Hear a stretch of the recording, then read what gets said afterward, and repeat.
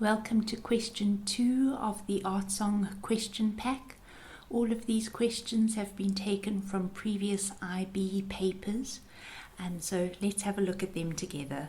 For question 2, we're asked to study the extract below, then answer the questions.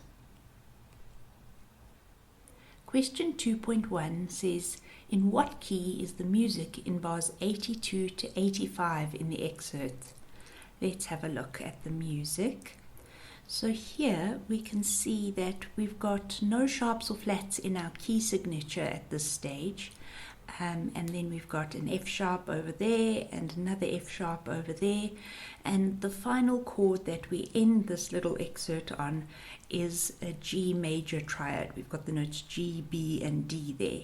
So from this we can see that this excerpt is in the key of G major. If we look at question 2.2, we're asked to analyze the chords indicated in the score in bars 83 and 84, and we're asked to give the chords and the position. Now, we can write as many Roman numerals as we like, but remember that without a key signature, a Roman numeral means nothing. So whenever you see a question like this, it is essential that you put your key signature in. So let's go ahead and put our G majors in there. We know that this excerpt is in G major. We've just worked that out. So just so that you don't forget, go ahead and put those key signatures in everywhere right away. If we look at the first chord that we need to analyze, we can see the notes. I'm just going to look at the piano parts here. So we can see the note G, then an E, a B, and in the bass clef I have another E. If we rearrange these notes into a triad form, we can see that I've got the triad E, G, B. And that triad, if we count G, A, B, C, D, E, is the sixth note of the scale of G major. So we can write the chord symbol for chord 6, or our submediant chord. We can also see that we've got an E in the bass, which means that we're in root position, so we don't need to write any inversions there.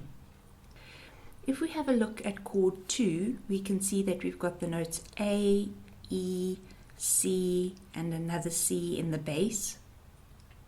If we rearrange these into a triad form, we can see we've got the triad A, C, E, which is chord 2 in G major. We can see here that we've got C in the bass, so that's the third of this triad, which means that this chord is in first inversion. So we're going to put a little 6 there to indicate that this is a first inversion triad. If we look at chord number 3, we can see the notes G, D, B, and another D in the bass. Let's rearrange this into triad format. Here we've got G, B, D, which is obviously our tonic triad, chord number 1 in the key of G major. But here we've got a D in the bass, which is the fifth of the chord, which means we're in second inversion. So I'm going to write the numbers 6, 4 next to my chord symbol to indicate that I am in second inversion. The final chord that we're asked to analyze is chord 4 here, and we've got the notes F sharp, D, C, and another D in the bass. Now this doesn't form a nice neat little triad for us. The closest that we can get to triad form is D at the bottom, F sharp, and then C lurking at the top. We're clearly missing an A from this triad, D, F, A, C, which forms a nice 7th triad. Remember, when we've got a dominant 7th triad, we are allowed to leave out the 5th note, or the 5th of the chord, and double our root note. So that's what happened over here. So obviously D in the key of G major is the 5th triad, and it's a dominant 7th triad, and we have the D in the bass, so we don't need to worry about writing any inversions. If we move on to question 2.3, we're asked, comment on why you feel the composer has used the simple quadruple time signature 4/4 and then used triplets rather than using the equivalent compound time signature.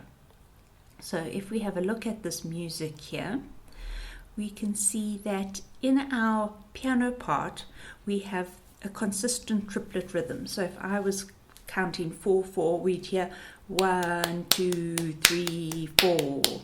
That's nice and easy for the pianist to play because it is consistent throughout this excerpt.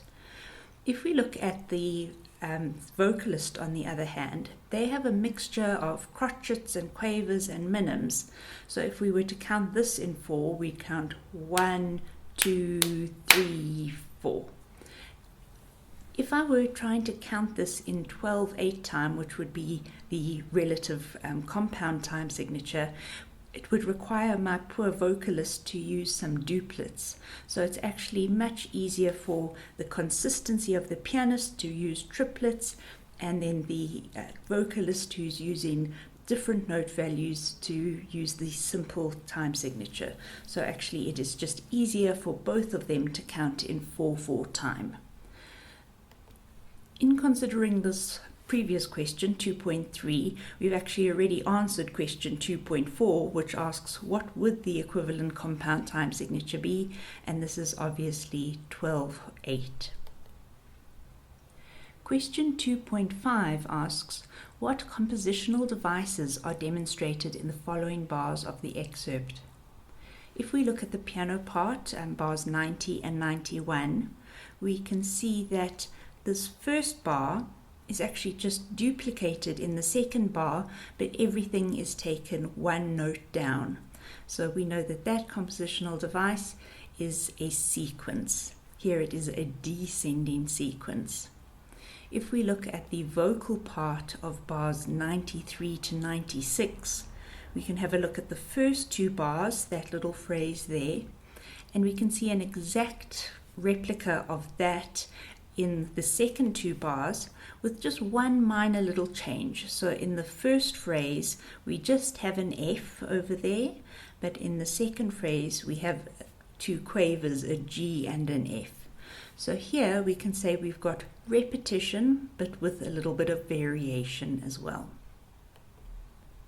Question 2.6 asks what genre is represented in this excerpt. This is a bit of a giveaway, seeing as though you're busy working through the art song question pack. So obviously the answer here is either art song, or we can use the term Lied, which is German for art song. Question 2.7 asks, what contribution did the composer of this excerpt make to the genre? So obviously we've got to start by actually identifying the composer. So in this case we have Franz Schubert, who we know was the composer of the Erlkönig, which is our set work here.